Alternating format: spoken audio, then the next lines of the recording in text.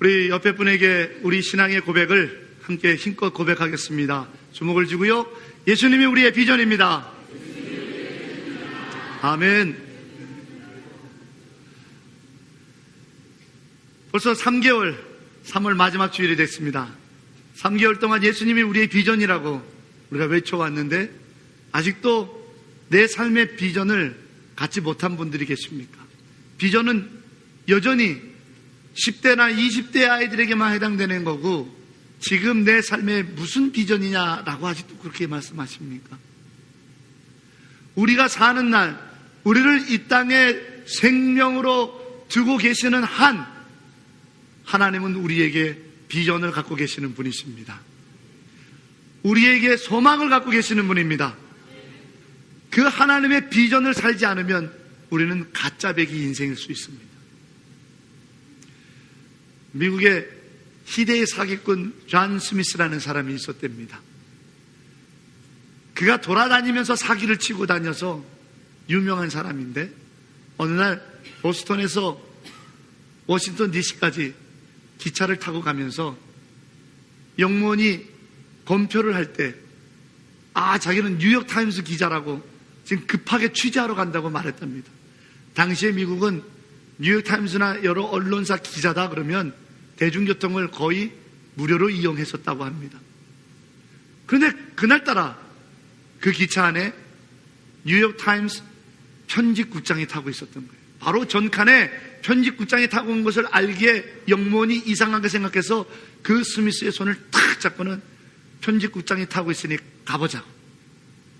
이 존 스미스의 마음속에 아이고야 이거 된통 걸렸네. 이거 창피 좀 톡톡하게 당하겠구나. 이런 마음의 생각에 끌려갔습니다. 편집국장 앞에 영무원이 씩씩거리면서 그 사기꾼 존 스미스를 데리고 오니까 편집국장이 딱 보자마자 아니 자네도 출장을 가는가? 어디로 가지? 내가 못 들었는데? 라고 아는 척을 해주는 거예요. 영무원이 씁쓸한 미소로 아이고 죄송하다라고 얘기하고는 사라지니까 이 존 스미스가 편집국장에게 말합니다. 초면에 죄송합니다. 제가 좀 돈이 없어서 거짓말을 했는데 저에게 이렇게 호의를 베풀어 주셔서 감사합니다. 조남이라도 알려주시면 나중에 한번 은덕을 갚겠습니다. 라고 정중하게 이 사기꾼이 얘기하니까 편집국장이 올려다보며 말합니다. 괜찮습니다. 저도 가짜입니다. 이렇게 얘기를 하더래요. 네. 여러분, 우리가 가짜배기로 살아요. 가짜한테 인정받는 것이 진짜인 줄 알고 살아요. 허울 좋은 모습으로 가짜로 살지 마시고 진짜 배기 인생을 한번 살아보자고요. 요즘 대한민국이 우주에서 떨어진 로또로 난리가 났다고 그러죠. 운석. 그 운석이 요번에 20kg짜리가 발견됐는데 두 자리 숫자 억대의 값이 된다고 그럽니다. 이 통해 뉴스 보도에는 안 났지만 수많은 사람들이 시커먼 돈을 무조건 들고 와서 운석이라고 우겨댄답니다. 물론 전문가들이 정밀 검색하면 가짜라는 판정이 나서 대부분이 가짜로 판정된다는 거죠. 대부분이 가짜랍니다. 그런데 하도 진짜라고 우겨대는 사람들 통해 전문 인력들이 검사하느라고 바빠서 죽었답니다. 가짜라고 판명을 해주면 그제서야 머리를 긁적긁적 긁으면서 아니면 말고 그러고 간다는 거죠. 우리 인생이 아니면 말고 이렇게 끝나는 인생이 되어야 되겠냐 이 말이에요. 우리 인생이 하나님 심판대 앞에서도 아니면 말고요. 이게 통하겠냐 이 말이에요. 천만에요. 통하지 않습니다. 진짜 배기 인생으로 좀 살아야 되는데 그 진짜 배기 인생이 어떤 인생일까? 저는 지난주까지 7번에 걸쳐서 비전을 쫓는 사람들의 설교를 하고 오늘부터 이제 부활절까지 사순절 묵상 설교를 하고자 합니다. 그 사순절 묵상 설교의 주제는 요한복음에 예수님께서 나는 누구다 라고 자기를 밝히시는 예수님의 자기 선언이 기록되어 있어요. 그것들을 하나하나 꺼집어내서 한 주 한 주 묵상해 보면서 예수님에 관해서 깊이 아는 일을 이 예배를 통해 갖고자 합니다. 왜 그러냐고요? 예수님을 깊이 알고 그 예수님이 우리 안에 있는 인생이 진짜 백의 인생이기 때문에 그렇습니다. 세상에 성공한 이름이 진짜 백의 인생이 아니라 예수가 그 안에 살아있는 사람, 예수님이 그 안에서 역사하는 사람이 진짜 백의 인생이라는 사실을 믿음은, 성경은, 수많은 믿음의 선배들은 우리를 가르쳐주고 있기 때문이에요. 오늘 그 첫 번째 주제가 요한복음 6장 35절에 기록되어 있는 나는 생명의 떡이다 라고 하는 이야기입니다. 여러분, 사실 떡이다 이렇게 얘기를 해서 이스라엘 사람들도 떡을 먹나 보다 라고 생각하시는데, 사실 알토스라고 하는 헬라어 원어 성경은 떡이 아니라 빵입니다. 이스라엘 사람들이 먹는. 그래서 영어 성경은 The Bread of Life라고 쓰고 있죠. 생명의 빵이다. 근데 이것을 우리나라 사람들이 더 깊이 잘 이해하고 받아들이기 위하여 떡으로 성경을 번역한 것입니다. 지난 금요일 날 BTS 신학교, 우리 교회에서 후원하고 있는 BTS 신학교에서 졸업식이 있어서 28번째 졸업식에 다녀왔습니다. 매년 졸업식을 할 때마다 우리가 축하 화환을 보내고 그리고 떡을 해서 보냅니다. 그런데 올해도 가보니까 방글라데시, 미얀마, 말레이시아에서 온, 그리고 또 필리핀 4개국 출신 학생들이 열심히 공부해서 졸업을 해서 어떤 이는 학사학위를 받고 어떤 이는 석사학위를 받더라고요. 근데 그들에게 축하한다고 떡을 보냈는데 제 생각에 말이에요, 이 떡이 한국의 정통 음식이다, 그래서 한국교회에서 우리를 축하하기 위해서 보내왔다라고 설명 안 하면 미얀마나 말레이시아나 방글라데시에서 온 학생들은 필리핀 사람들 음식인가 보다 이렇게 생각하는지 모르겠어요. 그럴 수밖에 없지 않겠습니까? 그것처럼 이스라엘 사람들에게 떡은 무엇을 의미하는지 우리가 한번 생각해 볼 필요가 있어요. 여러분, 우리 대한민국 사람들에게 떡 얘기하면은요, 제일 먼저 떠오르는 떡이 어떤 떡이세요? 돌떡입니다. 돌떡. 돌같이 딱딱한 떡이 아님을 여러분 알고 계시죠? 아이가 태어나서 12개월 동안 1년을 잘 살아서 돌잔치를 하면 사람들이 가서 축복해 줍니다. 그러면 축복해주는 사람들에게 떡을 만들어서 돌아갈 때 하나씩 드리며 고맙습니다 인사해요. 그 떡을 먹으면서 이 아이를 축복해 달라는 것이죠. 돌떡이 있습니다. 또 이삿집 떡이 있어요. 이사를 하면 우리는 미덕이 뭐죠? 이사하고 난 다음에 떡을 해서 이웃집을 놓고 하죠. 그리고는 얼굴을 대면하고는 옆집에 이사 왔습니다, 잘 부탁드립니다 라고 인사하는 떡입니다. 이렇듯 우리나라에서의 떡은 축복, 좋은 일, 기쁘고 감사할 때 나누는 것이 떡이라는 음식입니다.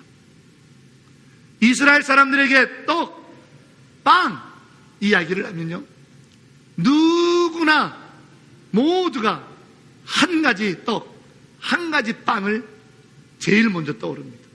그게 바로 성경에 기록되어 있는 광야에서 40년 동안 그들의 조상이 방황할 때 먹었던 하나님이 주셨던 만나라고 하는 떡입니다. 그 만나라고 하는 떡을 그들이 제일 먼저 생각합니다. 왜일까요?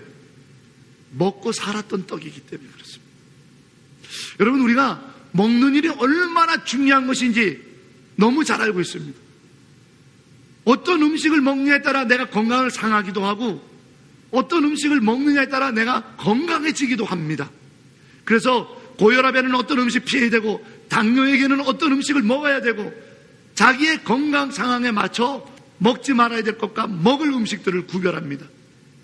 이스라엘 사람에게 떡은 오늘 예수님께서 내가 생명의 빵이다, 생명의 떡이다 하셨던 그 의미는 별식이 아니라 내가 바로 생명을 보존케 하는 일용한 양식이라는 말씀입니다. 우리가 예수님에 대해서 한 가지 오해를 합니다. 예수님께서는 금식 기도만 하시길 좋아하셔서 별로 먹는 걸 안 좋아하시는 분으로 아는데 천만에요. 성경에 금식 기도 하셨다는 얘기보다 먹으셨다는 얘기가 더 많습니다. 오병이어의 기적의 사건을 통해 사람들, 배고픈 사람들 먹였습니다. 4,000명을 먹이는 사건도 벌이셨습니다. 또 두로와 시돈 지방에 갔을 때 가나안 여자가 와서 은혜를 달라고 그랬을 때 어떻게 자녀의 떡을 취해서 개에게 주겠냐고 하면서 하나님의 은혜를 떡으로 비유로 말씀하시기도 합니다. 잡히시기 전날 밤에 제자들과 마지막으로 하신 것이 떡을 나누면서 맛있게 먹으셨던 일입니다. 부활하시고 나서 처음에 하신 일이 바로 엠마오로 실망해서 가는 두 제자를 동행하여 저녁이 되어서 같이 먹으셨던 일입니다. 갈릴리로 도망가 있는 베드로에게 가서는 뭐라고 그러셨나요? 네가 잡은 생선을 한번 좀 구워봐라. 조반을 좀 먹자고 그러셨습니다. 삭개오에게는 뭐라고 그러셨습니까? 내려와라 삭개오야, 내가 오늘 니네 집에 가서 좀 먹고 자야겠다. 먹는 일을 얼마나 중요하게 여기셨는지 모릅니다. 그 먹는 일을 중요하게 여기셨던 예수님께서 오늘 내가 생명에 일용할 양식이다 라고 말씀하셨다라는 거예요. 여러분, 먹지 않으면요 죽을 수밖에 없습니다. 예전에 유명한 팝 가수, 여가수가 한 사람이 거식증에 걸려서 먹은 음식을 거절해서 결국 그가 영양실조로 죽고 말았습니다. 우리가 먹는 고기 하나하나니 어떤 신비한 능력을 갖고 있는 건 아닙니다. 밥 한 숟갈 먹는다고 해서 갑자기 건강이 돌변해지는 것은 아닙니다. 그러나 그 고기 한 끼 한 끼를 먹지 않으면 우리 안에 모든 것들이, 기능이 점점 저하돼서 결국 죽고 맙니다. 목사로서 환자들을 신방을 많이 하고 장례를 많이 치러서 반의사가 다 됩니다. 묻습니다. 식사는 어떻게 하시나요? 아유, 고기를 못 드신 지 벌써 19일째 됐습니다. 그러면 속으로 장례를 준비해야겠구나 라는 생각을 갖습니다. 고기를 끊었다 하면 장례를 준비해야겠구나 라는 생각을 여지없이 갖게 되는 것이 목사로서의 경험입니다.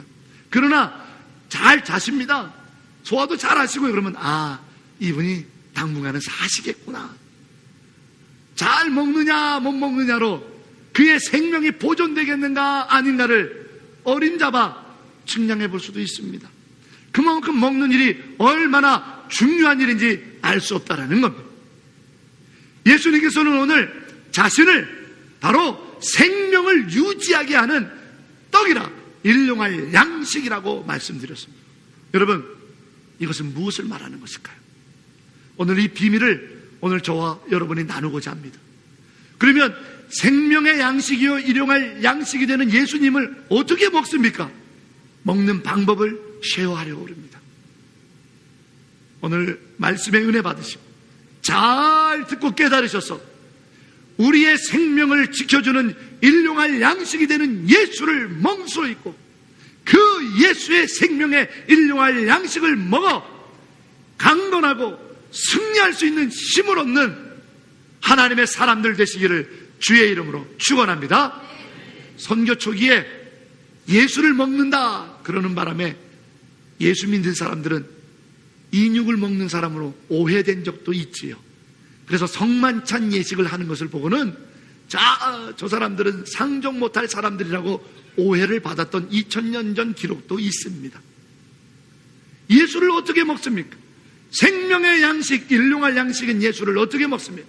밥은 퍼서 먹으면 됩니다. 그러나 예수는 어떻게 먹습니까? 우리는 그 방법을 이스라엘 사람들이 광야에서 먹었던 만나를 통해서 배워볼 수 있습니다. 여러분, 만나라고 하는 것을 잘 모르시는 분에서 잠깐 설명해 드립니다. 이스라엘 사람들이 애굽에서 노예로 400년 동안 살다가 모세라고 하는 지도자의 인도함에 따라 홍해 바다를 가르고 아무것도 없는 광야에서 40년을 살았습니다. 제일 큰 문제가 뭐예요? 먹고 사는 문제입니다. 어떻게 먹냐 이거예요. 그들이 말합니다. 우리가 애굽에서 노예 생활을 할 때는 비록 자유가 갖춰져 있고 비록 많이 배부르게 먹을 수는 없었지만 걱정이 없었다라는 거예요. 왜? 주인이 맨날 먹을 거 줬다 이겁니다. 그게 그립대라는 거예요. 개처럼 묶어놓고 마음대로 부리다가 던져준 거 개처럼 받아먹었던 세월이 그립대라는 거예요. 이스라엘 사람들. 우리 어떻게 먹고 사냐고. 이 광야에 비도 오지 않고 물도 없고 척박한 땅이고 농사질 시간도 없고 도적대가 늘 우글우글하는데 어떻게 농사져서 먹고 사느냐. 먹고 사는 문제가 중요했어요. 생명이 걸렸던 문제이기 때문에. 그런 그들에게 하나님께서는 신비하고 오묘한 방법으로 먹여주셨습니다. 하늘로부터 새벽 동틀기 전에 이슬처럼 뭔가 맺혀진 것들이 쭉 내려왔는데 그게 그렇게 달고 맛있어서 생명을 유지하는데 충분한 양식이 됐어요. 그거를 만나, 그 만나라는 이름 자체가 한글말이 아니라 히브리어입니다. 만나라고 불렀다 이 말이에요. 그런데 그 만나에는 특징이 있어요. 어떤 특징이냐면 새벽에 동틀기 전에 가고 반드시 걷어야 돼요. 동이 틀면 이슬처럼 싹 사라져버리고 말아요. 또 두 번째 특징이 있어요. 많이 걷으면 좋겠는데 많이 걷어봤자 쓸모가 없어요. 먹고 이제 배부르다 하면 썩어져 버려요. 내일 양식을 걷어놓을 수가 없어요. 오늘 먹을 것만 거둘 수가 있어요. 이런 두 가지 특징이 있어요. 이스라엘 사람들에게 이 만나는 내일도 내려올까? 야, 이거 어떡하면 좋지? 오늘도 나가면 있을까? 라고 하는 걱정의 대상이 되어버렸어요. 그런데 하나님께서는 이 만나로 그들을 먹이면서 한 가지 노림수가 있으셨어요. 누가 너희의 생명을 보존해 줄 일용할 양식을 주는 자인가? 무엇을 먹고 사느냐가 아니라 누가 너희의 생명을 지켜주는 양식을 주는 자가 누구냐? 너희를 개처럼 묶어놓고 너희를 부렸던 애굽의 주인 같은 사람들이냐? 그들이 주인이냐? 아니면 너희를 창조하여 너희의 사슬을 풀고 이 아름다운 땅을 향하여 약속의 축복으로 너희를 인도하는 나 여호와이냐? 누구를 믿을 것인가에 대한 질문이 일용할 양식 만나에 담겨져 있는 것입니다. 아, 여러분, 생명의 양식, 일용할 양식인 예수님은 바로 믿음으로 먹는 겁니다. 만나가 내렸을 때 맞아, 하나님은 우리를 떠나지 않으셨어. 하나님은 우리를 버리지 않으셨어. 하나님은 우리와 함께 하셔. 분명히 만나 주셨을 거야. 믿고 나가면 있는 겁니다. 오늘 많이 걷어다 놓을까 하다가 아니야, 하나님은 나를 떠나지 아니하고 버리지 아니하시고 나의 축복의 근원이 되시니까 내일도 만나를 주실 거야.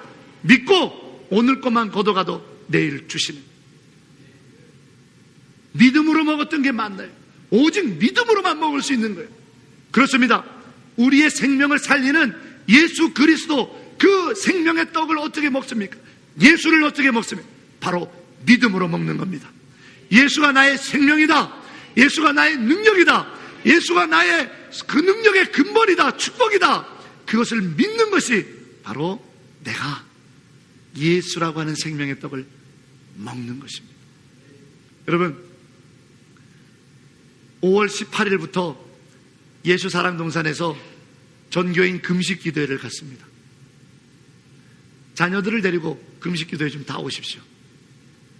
다음 주부터 신청을 받겠습니다만 하루만 금식하셔도 좋고 이틀을 금식하셔도 좋습니다.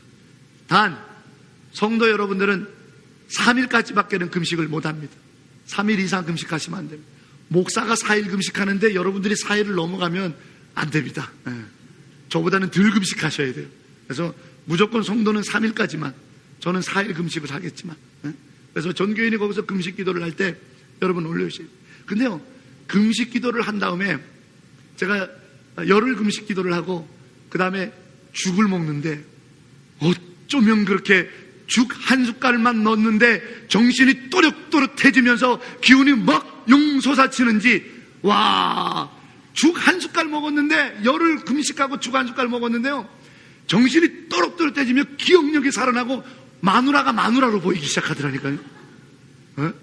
그 전까지는 여보 나 너무 배고파 먹을 것 좀 줘 그랬더니 목사가 돼가지고 말이야 열흘 금식한다 그랬는데 그걸 못 찾고 먹을 걸 달라고 그러고 마누라가 마누라로 안 보였거든요.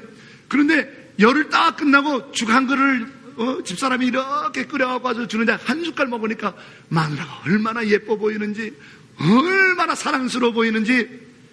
여러분, 우리의 육신에 먹을 거리가 없다가 육신의 양식 하나 먹어도요, 힘이 솟고 뭔가 할 의욕이 생기고 뭔가 기쁨이 돋습니다. 우리의 영이 굶주리고 있다는 것을 못 느끼고 있는 거예요. 내가 육신의 양식을 늘 배골치 않고 먹다 보니까 여러분의 영이 죽고 있다는 거, 영이 비쩍비쩍 말라서 다 죽게 됐다는 사실을 인식하지 못하고 살아요. 예수의 생명의 양식을 먹어야 됩니다. 우리의 영을 살리는 예수라고 하는 일용할 양식을 먹어야 됩니다. 그것은 다른 게 아닙니다. 믿음으로 예수를 부르면 되는 겁니다. 여러분, 손가락을 좀 펴보시겠어요?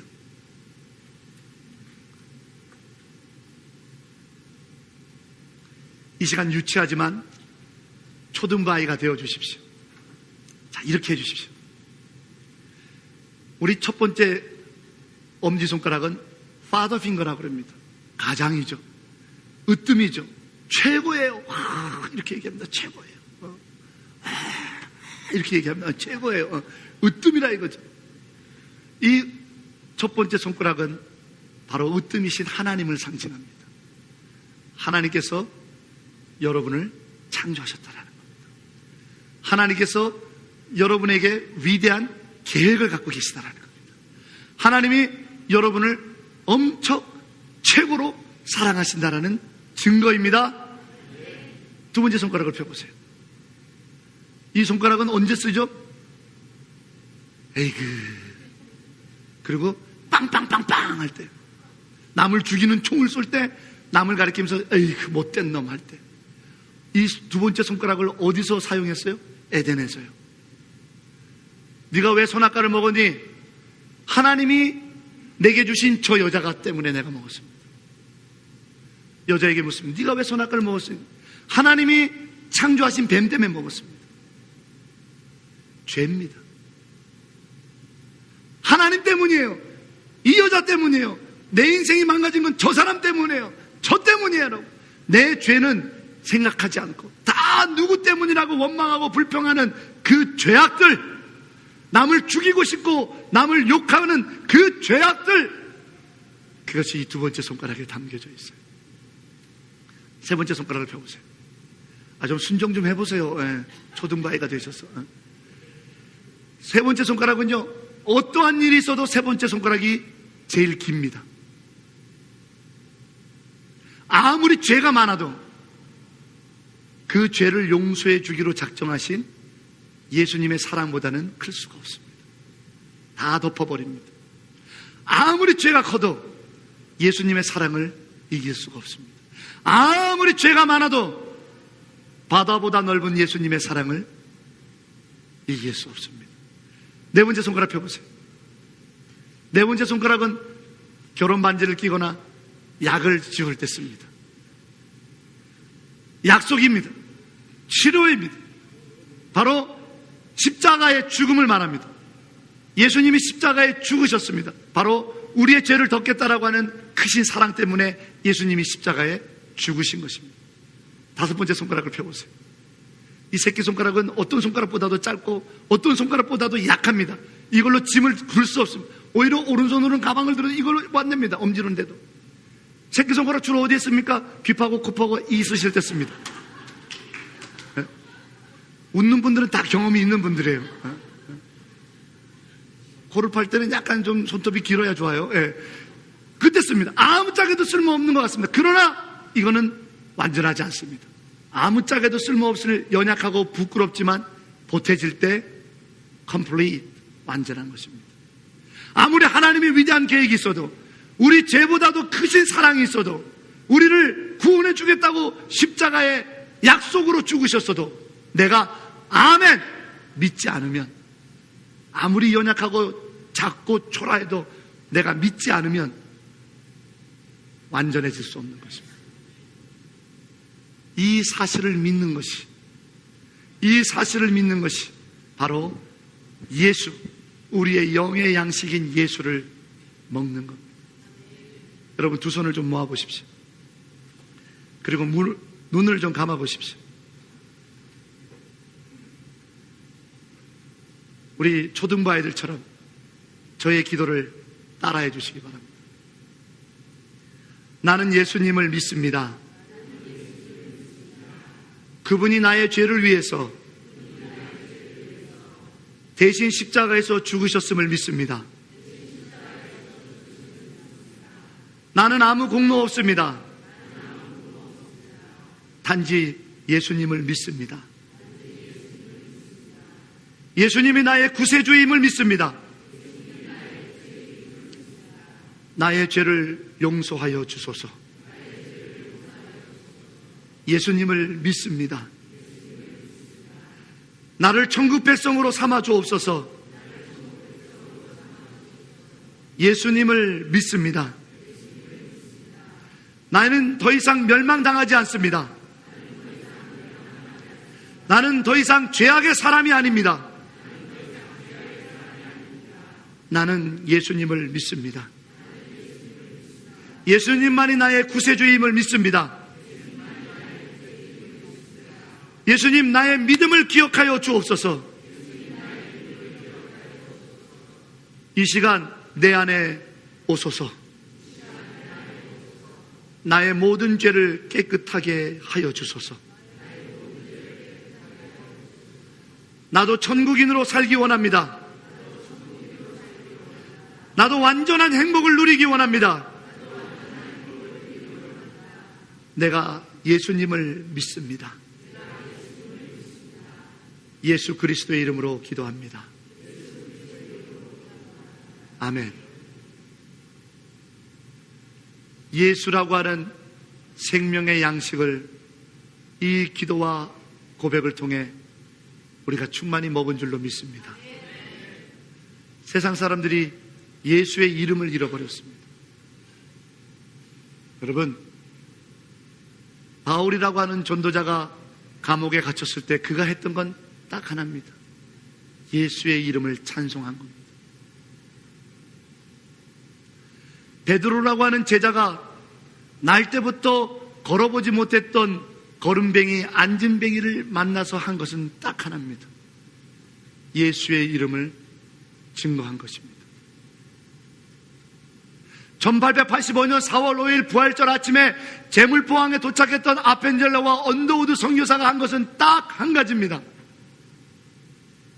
한 번도 예수의 이름을 들어보지 못하고, 한 번도 예수의 이름을 찬송해보지 못하고, 한 번도 예수의 이름으로 기도해보지 못했던 조선 백성에게 예수의 이름을 들려준 것입니다.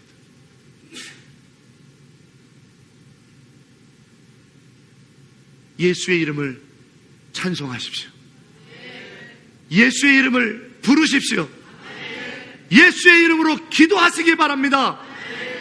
그것이 생명의 떡, 우리의 영을 살리는 예수를 먹는 일입니다. 우리가 그 일이 중단됐습니다. 내 영이 말라 비틀어 죽어가는 걸 모르고 있습니다.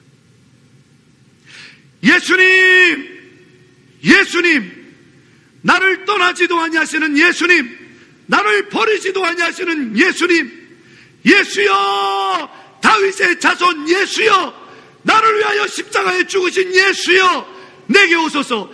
예수의 이름으로 승리하기 원합니다. 예수의 이름으로 살기 원합니다. 예수의 이름으로 구원받기 원합니다. 그 고백을 잃어버렸습니다. 세련되지 않은 것 같아요. 구닥다리 같아요.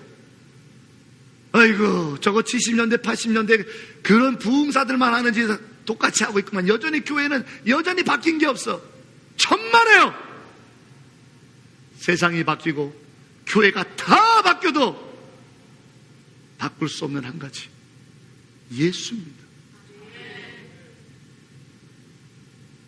그 이름을 불러보신 지 얼마나 되셨습니까? 그 이름을 진실되게 찬송해 본 지 얼마나 되셨습니까? 그 이름으로 눈물로 기도해 보신 지 얼마나 되셨습니까? 우리가 내 영이 말라 비틀어 죽어가는 걸 모르고 있어요. 나는 생명의 떡이라고 그러셨어요. 예수의 이름을 부르지 않고 예수의 이름을 찬송하지 않고 예수의 이름으로 기도하지 않으면 죽는다라는 거죠. 생명을 위한 거니까. 오늘 요한복음 6장 35절은 예수님이 직접 하신 말씀입니다. 지난 금요일 야복강 기도에 130명의 성도들이 참석해서 4시간 동안 예수의 이름을 불렀습니다. 목사인 저도요, 기도하지 않으면 자신이 없습니다. 뭐 화려한 미사하고 필요 없습니다. 제가 우리 교회 성도님들 개개인의 기도 제목 저에게 제출하신 내용들 웬만큼은 다 알고 있습니다. 저는 이렇게 기도합니다. 예수여! 우리 신영기 장로님, 예수여! 우리 김종진 장로님, 예수여! 우리 이은복 장로님. 저는 그렇게 기도합니다.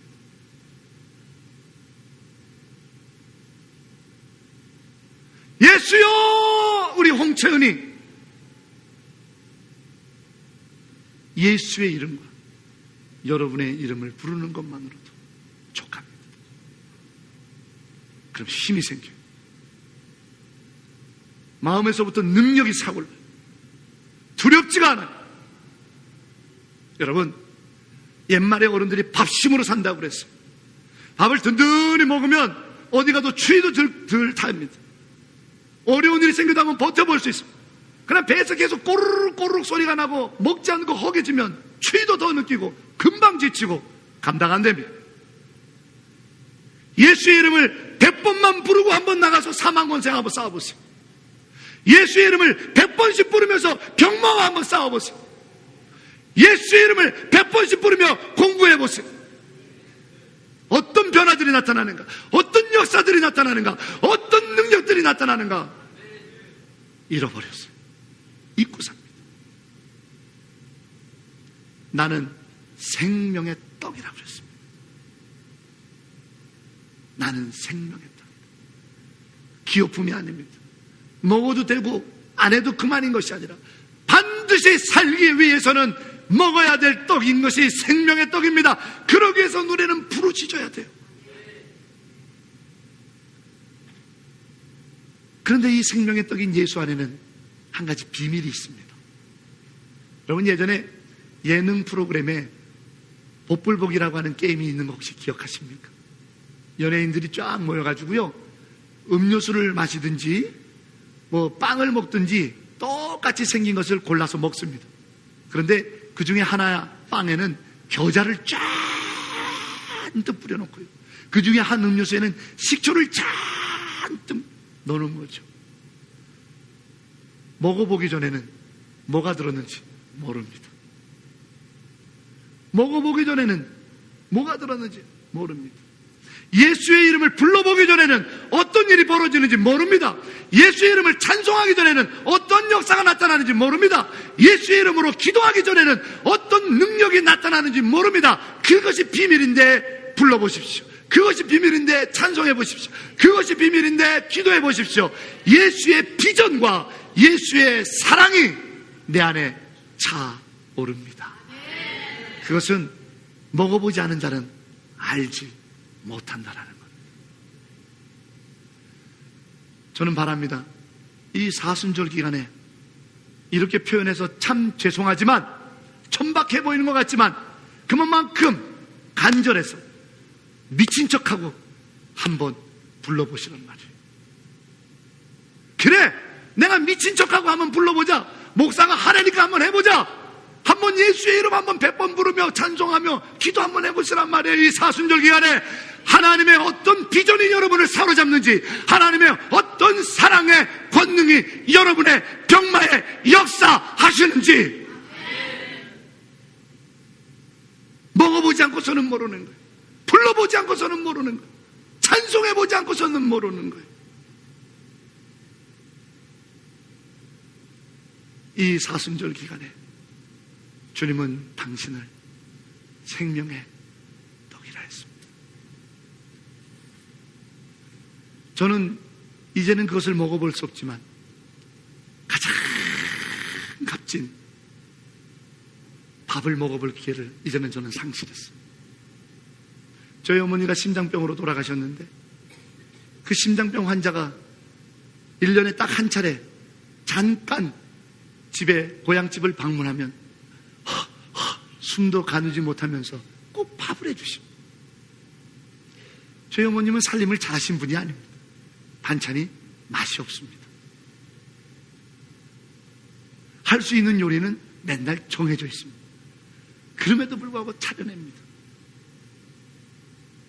저는 그 밥을 먹고 다시 서울로 목회하는 곳으로 올라올 때 든든합니다. 보이게는 밥이었지만 그 안에는 생명과 맞바꾼 사랑이 있었기 때문에 예수라고 하는 이름은 당신의 생명과 맞바꾼 사랑과 비전의 능력이 그 속에 담겨 있습니다. 한번 불러보지 않으시겠습니까? 한번 외쳐보지 않으시겠습니까? 한번 찬송해보지 않으시겠습니까?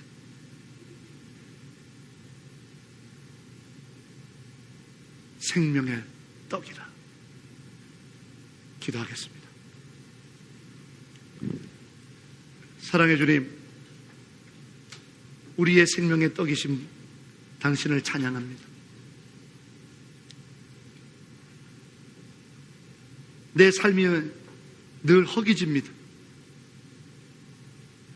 내 영이 늘 피곤합니다. 내 마음이 늘 불안합니다. 예수의 생명의 떡이 없기에 말라갑니다. 사순절을 살면서 당신의 이름을 외치렵니다. 사순절을 살면서 당신의 이름을 찬양하렵니다. 사순절을 살면서 당신의 이름으로 기도하렵니다. 주여 내 안에도 채워주옵소서. 주여 내 삶도 완전케 하여 주옵소서. 주여 내게도 역사하여 주옵소서. 내 생명의 떡이신 예수여, 내가 주님을 믿습니다. 예수 그리스도의 이름으로 기도합니다.